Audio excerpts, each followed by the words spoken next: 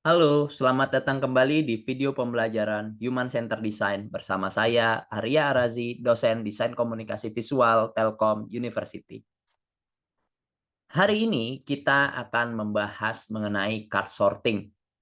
Nah, card sorting ini merupakan salah satu teknik metode riset dalam user experience. Ya, salah satunya ketika hendak ingin melakukan riset mengenai user experience ya menggunakan card sorting ini.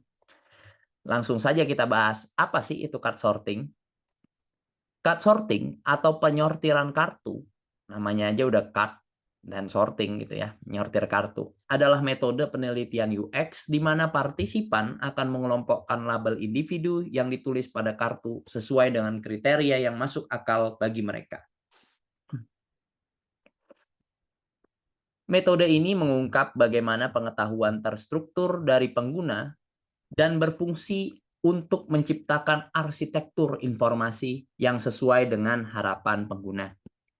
Selain itu, metode card sorting juga dapat mengetahui skema apa yang paling cocok untuk mendapatkan user mental model atau gambaran peta mental pikiran dari user. Langsung saja nih ke contohnya. Bayangkan aja bila Anda selaku seorang desainer sedang ditugaskan untuk merancang situs penyewaan mobil. Gampang, situs penyewaan mobil. Masalahnya, perusahaan penyewaan mobil tersebut punya penawaran sekitar 60 jenis model kendaraan yang dapat dipilih oleh pelanggan. Wah, jadi PR tersendiri nih. Kalau biasanya kan paling model jenis kendaraan paling cuma 3 gitu ya. Oh, menyewakannya mobil jenis Toyota Avanza lah, Calya lah, Innova lah, paling cuma 3. Kali ini 60. Nah, bagaimana sih cara Anda agar mengatur sejumlah kendaraan tersebut ke dalam kategori yang bisa dijelajahi orang agar pengguna Anda itu nanti bisa mendapatkan mobil sewa yang paling ideal bagi mereka secara cepat? Nah, perusahaan Anda atau perusahaan yang Anda bekerja gitu ya sebagai seorang desainernya gitu ya, mungkin menggunakan istilah teknis seperti mobil keluarga, mobil eksekutif, mobil mewah dengan ukuran penuh. Wah, tapi istilah-istilah itu apakah pengguna Anda mungkin tidak mengetahui perbedaan antara beberapa kategori tersebut? Atau jangan-jangan terdengar asing dan tidak familiar bagi mereka? Nah, disinilah penyortiran kartu atau card sorting itu akan berguna. Mintalah pengguna Anda untuk mengelompokkan dan mengkategorikan kendaraan tersebut ke dalam beberapa kelompok yang masuk akal bagi mereka. Dan kemudian lihat pola apa yang akan muncul.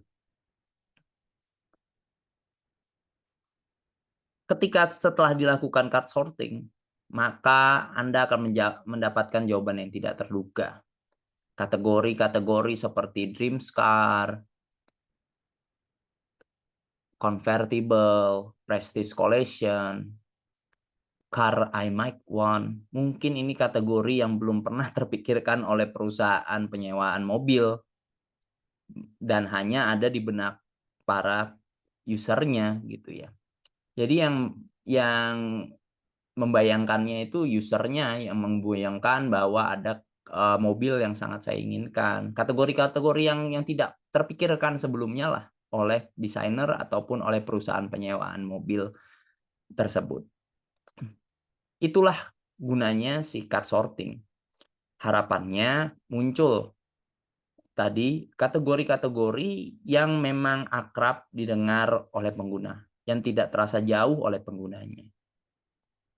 Dengan card sorting, kita bisa menemukan pengelompokan baru, membuat fitur menu, dan lain sebagainya. Bisa membuat menu dalam aplikasi, apakah ini memang butuh atau pengguna sudah mengerti atau tidak, itulah guna card sorting. Lantas gimana sih cara membuatnya?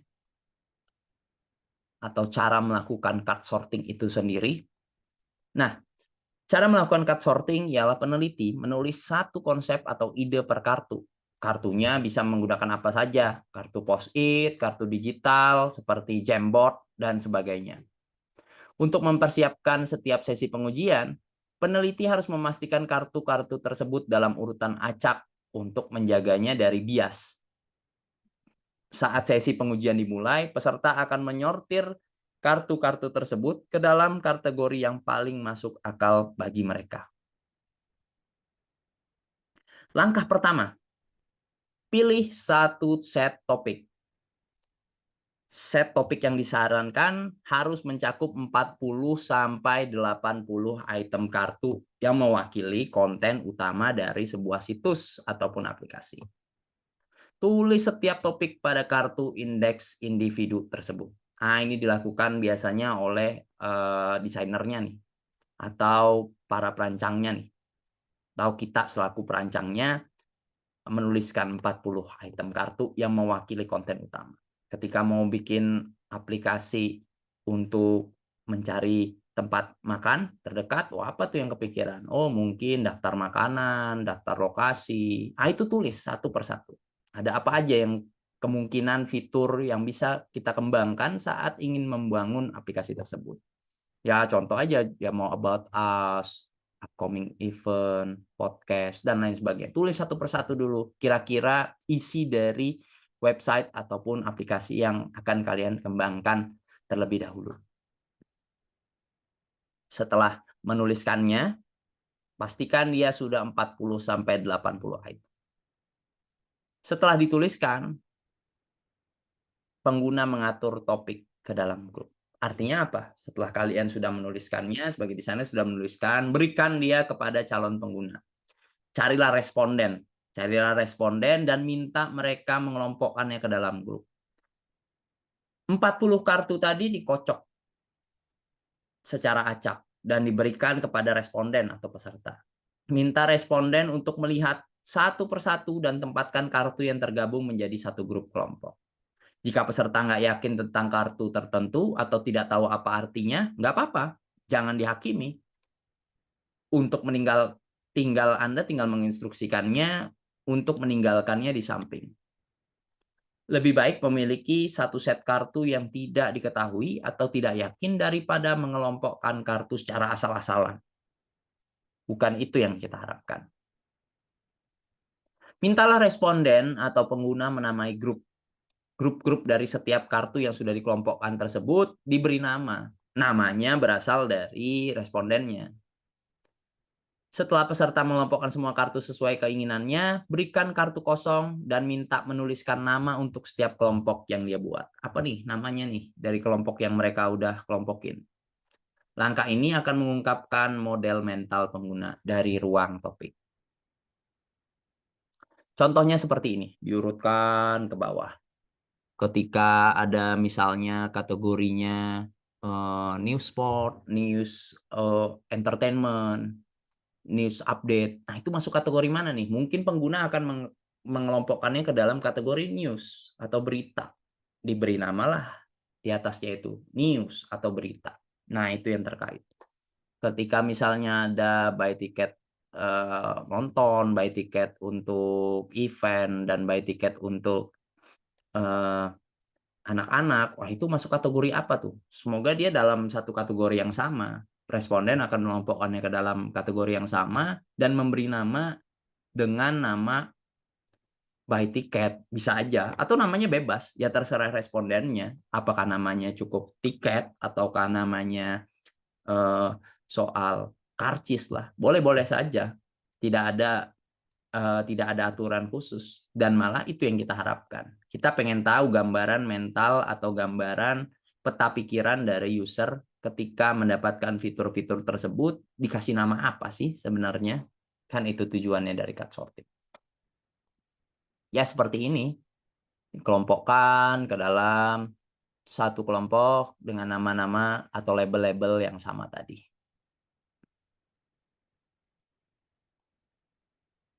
Itu yang diharapkan. Dari situ tadi, sebenarnya pada langkah ketiga kita sudah mengetahui gambaran dari peta pikiran user.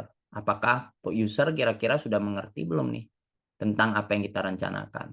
atau fitur-fitur yang kita rencanakan. Ada kartu yang belum disusun nggak nih? Nah, dari situ kita udah bisa melihatnya. Apakah langkah itu berhenti sampai di situ? Tidak. Untuk membuatnya semakin valid, dilakukanlah langkah keempat, pengarahan ulang pengguna. Apakah ada kartu tadi yang sangat mudah atau sulit ditempatkan oleh responden? Apakah ada kartu yang tampaknya termasuk dalam 2 atau lebih kelompok? Apa pendapat pengguna tentang kartu yang nggak disortir? Kenapa? Itu ditanyakan. Setelah diarahkan kembali dan ditanyakan kepada pengguna, minta mereka membuat ulang grup. Kali ini minta mereka membuat grupnya sekali lagi, ulangi langkah 1 sampai 3. Lihat apakah kali ini solusi terpecahkan atau enggak. Sebaiknya sih harusnya mungkin sudah bisa terpecahkan ya. Bila ada yang sulit berarti ada problem atau ada sesuatu yang salah tuh dengan label itu. Langkah ini memang tidak mesti harus dilakukan, tapi lakukan hanya jika diperlukan saja. Langkah terakhir adalah agar membuatnya semakin valid, kalau tadi mungkin baru ke 1-2 orang. Untuk membuatnya semakin valid, ulangi tes dengan 15-20 pengguna. Peneliti akan membutuhkan cukup banyak pengguna untuk mendeteksi pola dalam model mental pengguna. Nielsen merekomendasikan 15 peserta buat cut sorting. Jika lebih banyak atau jika lebih banyak, tadi hasilnya bukan semakin akurat. Tapi jika lebih sedikit juga kurang datanya. Ya, yang pas tuh dirasa adalah 15. Sudah mewakili kepentingan tertentu atau kelompok tertentu. Setelah data tadi terkumpul, ya cari grup umum, nama, lakukan langkah tadi, identifikasi kartu yang sering ditinggalkan pengguna, yang mana sih yang paling bikin pengguna kesulitan, tandain dia. Gabungkan pola dengan wawasan kualitatif dari wawancara untuk memahami sistem organisasi apa yang paling berhasil untuk pengguna. Saya rasa itu saja dalam langkah-langkah dalam melakukan card sorting. Ya, cukup mudah sebenarnya saat dipraktekkan. Yang terakhir, card sorting ini ada 2 variasi. Yang pertama ialah variasi terbuka atau open card sorting, dan yang kedua adalah close atau variasi tertutup. Variasi yang terbuka adalah di mana pengguna tadi atau responden diminta buat memberi nama pada setiap kelompok atau grup dari kartu-kartu tadi. Terserah mereka tadi yang dikasih nama, terserah mereka. Tapi kalau yang tertutup, bukan. Peneliti atau Anda atau desainer yang membuat sudah menentukan nih nama-nama kelompoknya. Tinggal minta para responden memasukkan setiap kartu-kartu ke dalam kelompok yang sudah disiapkan. Kapan melakukan open dan kapan melakukan close bisa disesuaikan. Sebaiknya pada tahap awal tadi, langkah 1-3, kita bisa mempergunakan variasi open. Ketika mengulanginya dengan banyak responden, 15 responden, gunakan variasi close untuk mendapatkan hasil yang lebih akurat. Langkah itu akan mampu membantu Anda dalam membangun menu fitur pada aplikasi Anda ataupun website Anda, dan membayangkan bagaimana struktur informasi yang bisa dilakukan pada aplikasi atau website yang sedang Anda bangun. Kesimpulannya ialah penyortiran kartu adalah teknik yang sangat berguna dalam membangun arsitektur informasi, digunakan untuk memahami bagaimana pengguna terhadap konten yang Anda miliki. Membantu mengatur konten agar sesuai dengan gambaran mental pengguna, mental pikiran pengguna, bukan sudut pandang perusahaan, bukan sudut pandang desainer saja, bukan sudut pandang organisasi saja. Kembali lagi, di mata kuliah Human Centered Design ini Anda diminta untuk mengerti user Anda sesungguhnya. Penyortiran kartu dapat dilengkapi dengan metode arsitektur informasi lainnya untuk mengidentifikasi masalah dalam struktur kategorinya. Berikut adalah referensinya, dan terima kasih telah menyimak video pembelajaran mengenai card sorting. Sampai berjumpa kembali di video berikutnya. Saya Arya, terima kasih.